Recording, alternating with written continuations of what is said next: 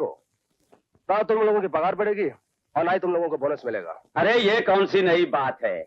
हम मजदूरों ने जब से इस दुनिया में जन्म लिया है, तुम कुर्सी पर बैठने वालों की जुबान से यही सुन रहे हैं। मेरा नाम क्यों लेते हो भाई? मैं क्या हूँ? मेरे बस एक कपड़े देके तुम लोग ये सब। बस हमें सब मालूम है कौन हमारा हमदर्द है, कौन हमारा दुश्मन है। तुम भी फंस गए चाचा, मुझे कांटों में घसीट रहे हो। मैं क्या हूँ? मेरी बिसात क्या है? मैं तो एक मोरे की तरह कुर्सी पे बिठा दिया गया था, एक लाउड स्पीकर की तरह इस्तेमाल किया जा रहा था। मैं तुम्हारे खिलाफ बातें मुझसे कहलवाई जा रही थी। आवाज मेरी होती थी लेकिन अल्फाज मालकिन के हुआ करते थे। मैं एक कठपुतली की तरह था जिसकी डोरी मालकिन के हाथ में थी, जो जब जी चाहे जैसे चाहे घुमा देती थी और मैं घूम जाया करता था। असलियत जानना चाहते हो तो सुनो। तुम्हारा हीरो राम तुम लोगों की हमदर्दियों में बड़ी गर्मी दिखाया करता था शादी से पहले। अब क्या हुआ? शादी के बाद क्या हुआ? वो गर्मी, वो आवाज कहां गई? है कोई जवाब तुम लोगों के पास? रवि बाबू ठीक कह रहे हैं। अब आगे सुनो। सीता ने मुझे ठुकरा कर राम से शादी क्यों की? है कोई जवाब तुम लोगों के पास? अरे भाई मैं तुमसे पूछता हूं, है कोई जवाब? बताओ।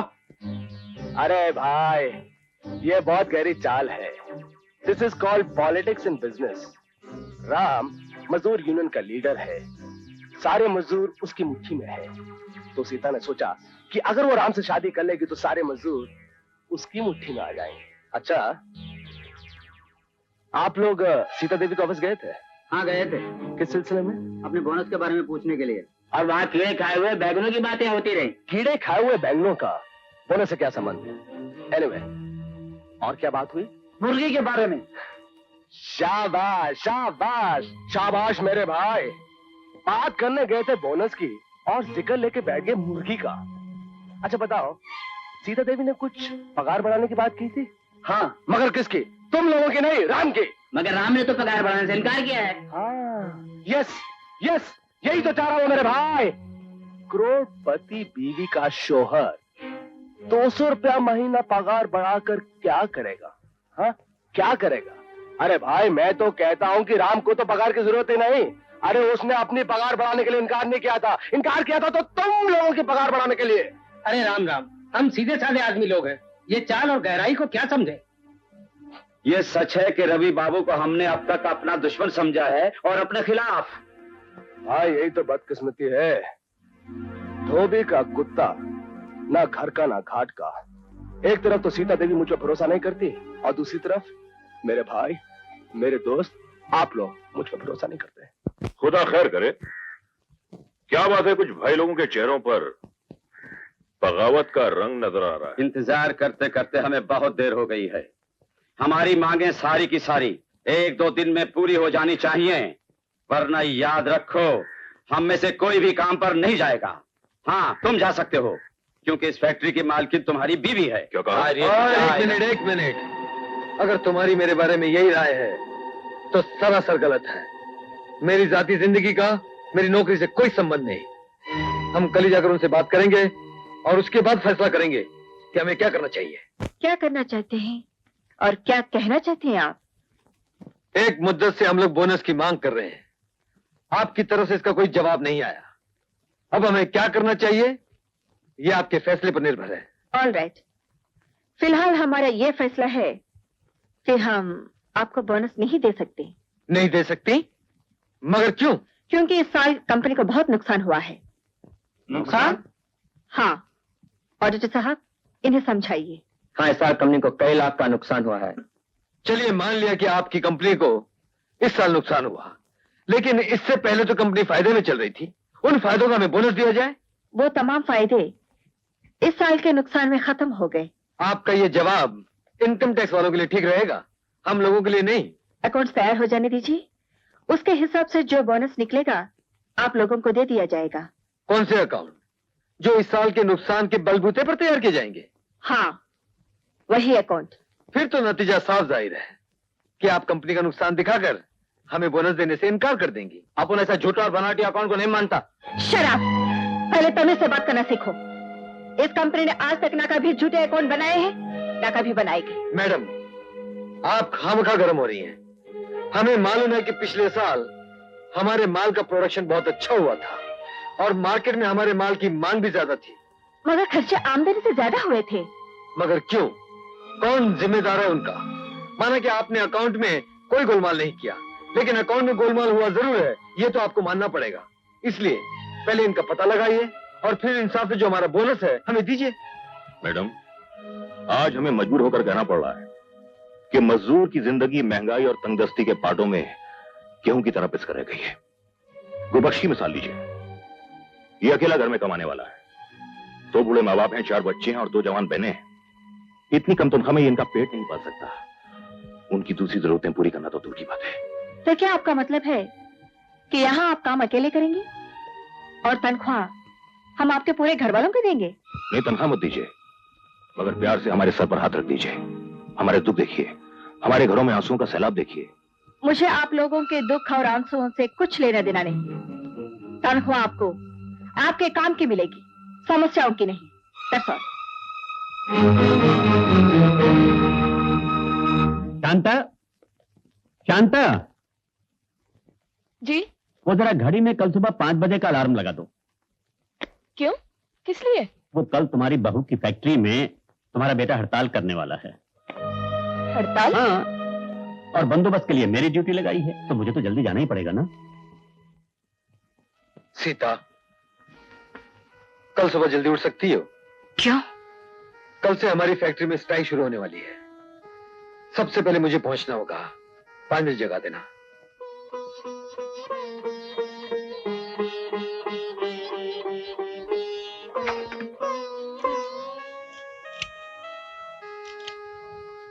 Hello, this is 6141-314।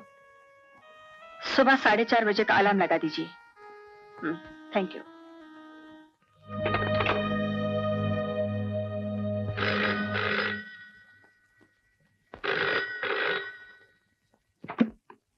Hello, S, thank you.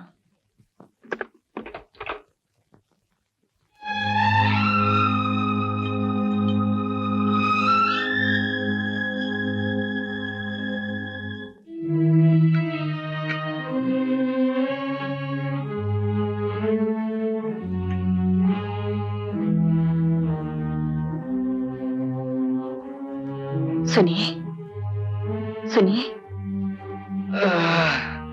Coffee. 5 बज गए? नहीं, और 15 मिनट बाकी है। बस हो गया क्या? काम उठ गया? वो अकेला क्यों? दोनों पार्टियां जंग पे जाने के लिए तैयार हो चुकी हैं। सीता, मैं जा रहा हूं। सुनिए, एक बात कहो। कहो। मालिक और मजदूर के झगड़े में अक्सर देखा गया है कि लीडर ही कुचला जाता है। इसलिए कोई कदम उठाने से पहले ये सोच लेना कि घर में तुम्हारी बीवी भी है। तुम्हारे मजदूरों को तुम्हारी इतनी जरूरत नहीं जितनी उसको है।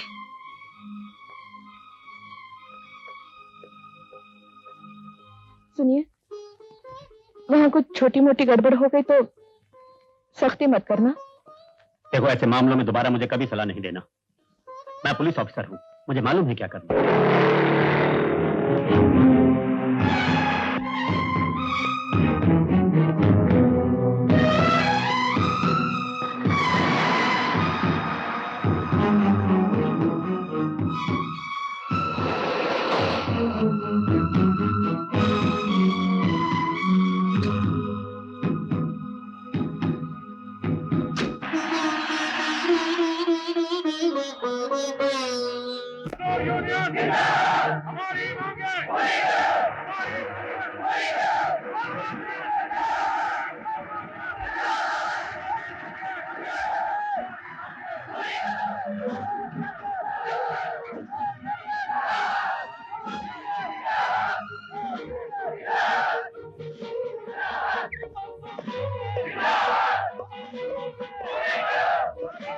Mister Ram,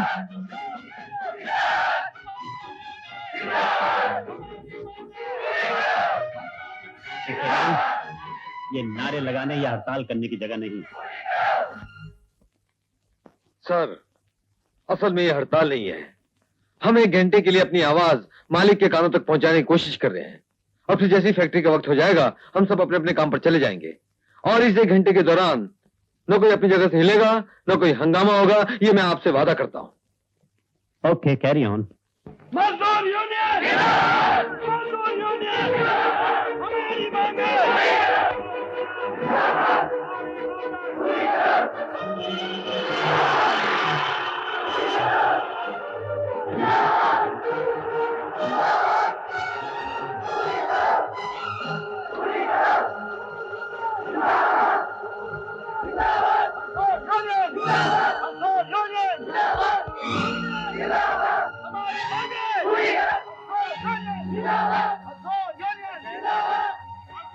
inspector, yes madam. ये सब क्या हो रहा है? इन लोगों को अंदर आने की इजाजत कैसे दी? मैडम, इन लोगों का कहना है I don't want any explanation. इन लोगों को 5 मिनट के अंदर इस कंपाउंड से बाहर निकाल दिया जाए। Yes madam.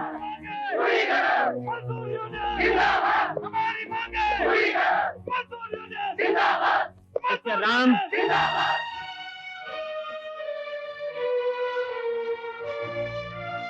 मिस्टर राम, आप और आपके साथी 5 मिनट के अंदर अंदर इस कंपाउंड को खाली करते हैं।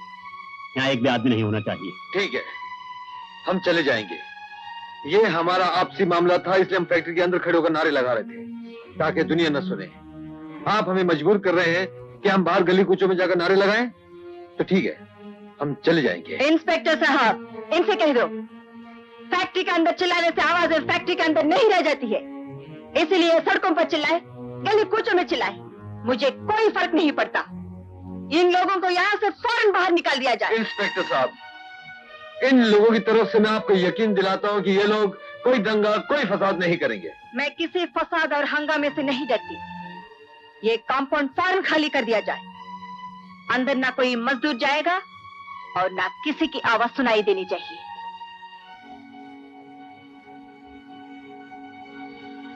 ओके साहब।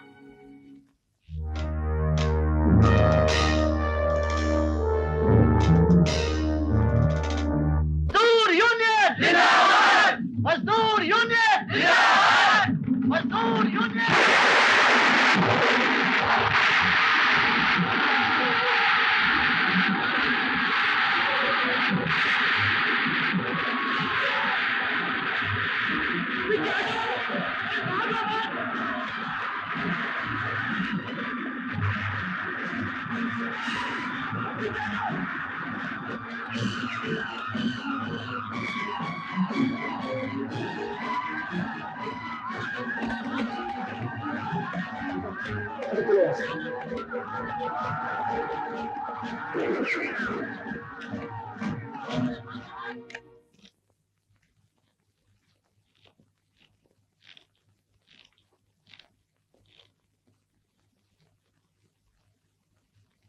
नहाने का पानी रख दो।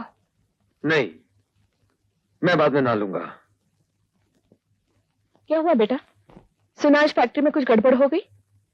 हाँ माँ, अब उन लोगों का जुल्म दिन ब दिन बढ़ता ही जा रहा है।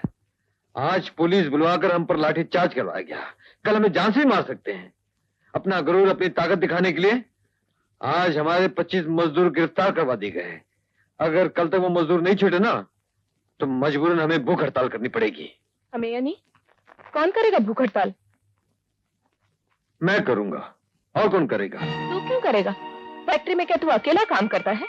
मुझे को करना होगा माँ। अब जंग शुरू हो गई है।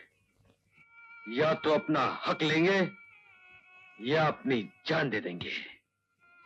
कैसी अशुभ बातें कर रहा है रे तू? पहले अपनी माँ को मार डाल, फिर जो जी चाहे कर। नहीं माँ, ये कदम तो उठाना ही पड़ेगा।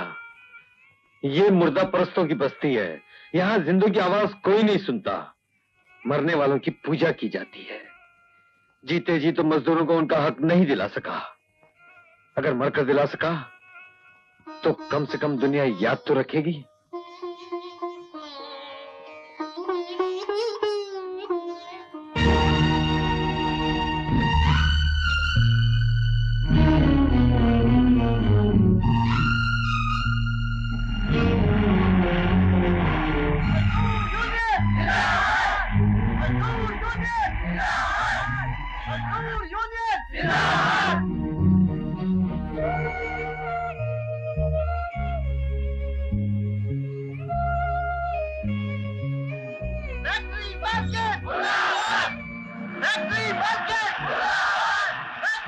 Victory